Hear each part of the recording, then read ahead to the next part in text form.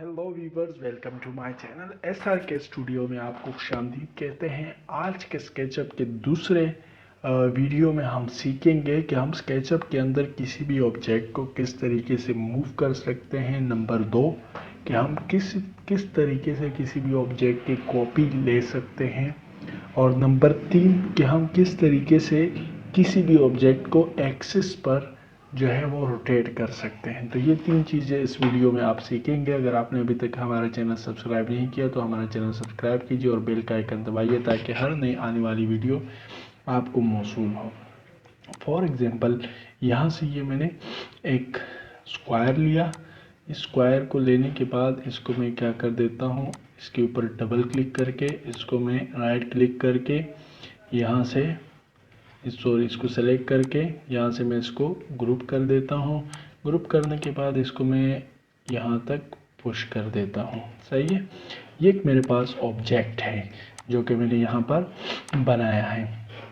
अब इस ऑब्जेक्ट को मैं कोई मटेरियल दे देता हूँ फ़िलहाल के लिए ताकि हमें इसको समझने में आसानी हो। तो ये एक ऑब्जेक्ट है मेरे पास। इस ऑब्जेक्ट को मैं मूव करना चाहता हूँ। मूव करने के लिए मेरे पास एक तो ये मूव टूल यहाँ पर मौजूद है और दूसरी चीज़ क्या है कि मैं एम इंटर करूँगा तो ये ऑब्जेक्ट मूव हो जाएगा मेरे पास। यानी इसको यहाँ से मैं एम क्लिक किया, मैंने एम इंटर किया। एम इंटर करने के बाद यहाँ से इस ऑब्जेक्ट को पकड़ लेता हूँ। जिस तरफ मैं इसको मूव करना चाहूँ मैं इसको मूव कर सकता हूँ। सही, बहुत ही आसान तरीके से मैं इसको मूव कर सकता हूँ। अब इसके अलावा एक और चीज़ है मूव करने के लिए कि इस ऑब्जेक्ट को मुझे एक ख़ास डायरेक्शन में मूव करना है। फॉर एग्जांपल मैं इस ऑब्जेक्ट को जो है वो सिर्फ यहाँ वहाँ कहीं भी इसको मूव नहीं करना चाहता, बल्कि मैं इसको रेड एक्सिस पर मूव करना चाहता हूँ। तो मैं क्या करूँगा कि रेड एक्सिस पर मूव करने के लिए हमारे पास ये जो एरो बटन है, यानी फॉरवर्ड एरो जिसको हम कहते हैं, यानी राइट एरो जो है वो इसके ऊपर इसको मैं बटन को जो है वो प्रेस करूँगा। प्रेस करने के बाद अब ये ऑब्जेक्ट जो है वो मेरे पास मूव हो रहा है, लेकिन ये ऑब्जेक्ट सिर्फ रेड एक्सिस पर मूव हो रहा है। अब यही ऑब्जेक्ट है, अगर इस ऑब्जेक्ट को यही से इस जगह से मैं ग्रीन एक्सिस पर मूव करना चाहूँ तो इस तरह मैं इसको क्या करूँगा, मूव करूँगा और मैं जो बैकवर्ड एरो है या लेफ़्ट एरो है उसके ऊपर जैसे मैं उसको प्रेस करता हूँ तो ये ऑब्जेक्ट अब मेरे पास सिर्फ ग्रीन एक्सिस में मूव हो रहा है। इसी तरीके से अगर इसी ऑब्जेक्ट को मैं जो है वो ब्लू एक्सिस पे मूव करना चाहता हूँ तो अपवर्ड एरो को मैं इंटर करूँगा। ये ऑब्जेक्ट सिर्फ अप ऊपर की जानिब बढ़ेगा, यानी ब्लू एक्सिस पर ये मूव करेगा। तो इससे ये होता है कि कोई भी ऑब्जेक्ट हम एक ख़ास डायरेक्शन में उसको मूव कर लेते हैं। सही।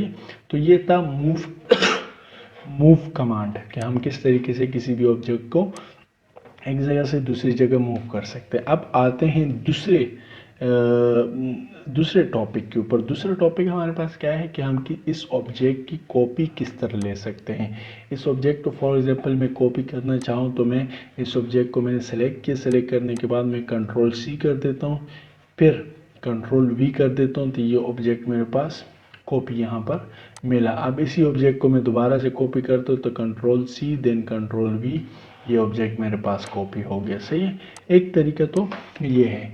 दूसरा तरीका ये है कि हम मूव टूल को यूज़ करते हुए किसी भी ऑब्जेक्ट की कॉपी ले सकते हैं।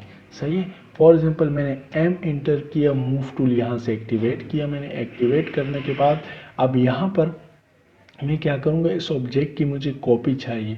तो जैसे ही मैंने यहाँ से इसके ऊपर क्लिक किया और मैंने माउस का कोई भी बटन प्रेस नहीं किया और इसको मैं इस तरह माउस पे मूव कर रहा हूँ, तो सेलेक्ट करने के बाद और मूव करने के बाद आपने क्या करना है, कंट्रोल प्रेस करना है। कंट्रोल का बटन आपने एक बार क्लिक करना है, प्रेस करना है। प्रेस करने के बाद ये ऑब्जेक्ट मुझे यहाँ पर कॉपी मिला। अब यहाँ से अगर इसको दोबारा मुझे कॉपी चाहिए तो फिर इसको सेलेक्ट करने के बाद फिर अब ये ऑब्जेक्ट सेलेक्ट है। फॉर एग्जांपल इसकी मुझे एक और कॉपी चाहिए तो यहाँ से मैंने क्या कर दिया, मूव टूल को एक्टिवेट किया, यहाँ से जो है वो कंट्रोल प्रेस किया और इस ऑब्जेक्ट की मैंने कॉपी ले ली।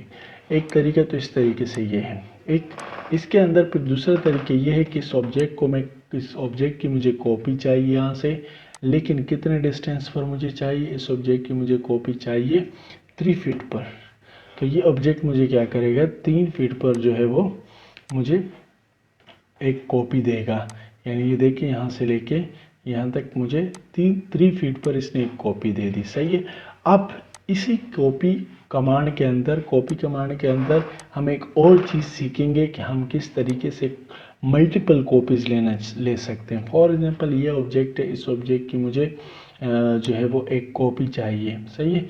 तो कॉपी करने के लिए ना मुझे इस ऑब्जेक्ट को सेलेक्ट करना पड़ेगा, फिर मुझे मूव टूल को एक्टिवेट करना पड़ेगा यहाँ से, फिर कंट्रोल इंटर करके यहाँ से मुझे इसकी जो है वो 3 फीट पर एक कॉपी चाहिए। अब ये एक कॉपी मुझे मिली और ये जो कॉपी है, कॉपी ऑब्जेक्ट जो है ये एक्टिवेट होना चाहिए। इसके ऊपर ये जो ब्लू लाइंस आपको नज़र आ रही है, इसका मतलब ये है कि ये एक्टिवेट है। अब जैसे मैं एक्स इंटर करूँगा और फॉर एग्जांपल मुझे 4 कॉपीज़ चाहिए इसकी, और X4 क्लिक करूँगा, इंटर करूँगा तो मुझे ये 4 कॉपीज़, मल्टीपल कॉपीज़ किसी भी ऑब्जेक्ट की मुझे मिल गई। सही। तो इस तरह हम क्या कर सकते हैं, किसी भी ऑब्जेक्ट के कॉपी जो है वो मल्टीपल को मूव टूल को एक्टिवेट करके हम उस ऑब्जेक्ट की एक कॉपी भी ले सकते हैं और मल्टीपल कॉपी भी ले सकते हैं। दूसरी बात, अब तीसरा जो टॉपिक है हमारे पास वो क्या है, रोटेट। कि हम स्केचअप के अंदर किस तरह रोटेट टूल को इस्तेमाल करके किसी भी ऑब्जेक्ट को रोटेट कर सकते हैं। मिसाल के तौर पे ये ऑब्जेक्ट है, इसको मुझे क्या करना है, रोटेट करना है। एक रोटेशन तो यहाँ से या आर में इंटर करूँ कीबोर्ड के अंदर, या मैं इस ऑब्जेक्ट को सेलेक्ट करूँ, ये इस कमांड को जो है वो एक्टिवेट करूँ। अब इस ऑब्जेक्ट को मुझे क्या करना है, रोटेट करवाना है। रोटेट करवाने के लिए अगर मैं यहाँ पर क्लिक करूँ, ये आपको ये जो रोटेट का जो टूल है वो आपको नज़र आ रहा होगा। अगर मैं यहाँ पर इसको क्लिक कर देता हूँ, यहाँ पर क्लिक कर देता हूँ, तो ये ऑब्जेक्ट मेरे पास यहाँ से रोटेट हो जाएगा। लेकिन अगर मैं किस एंगल पर इसको रोटेट करना चाहता हूँ, मैं चाहता हूँ 90 एंगल पर ये रोटेट हो, तो मैं 90 लिखूँगा।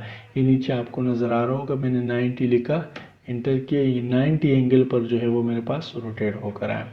दूसरा क्या है, यहाँ से जैसे इसको हमने क्या किया, रोटेट किया, यहाँ से भी इसको कर सकते हैं। अब मुझे इस ऑब्जेक्ट को रोटेट करना है रेड एक्सिस पर।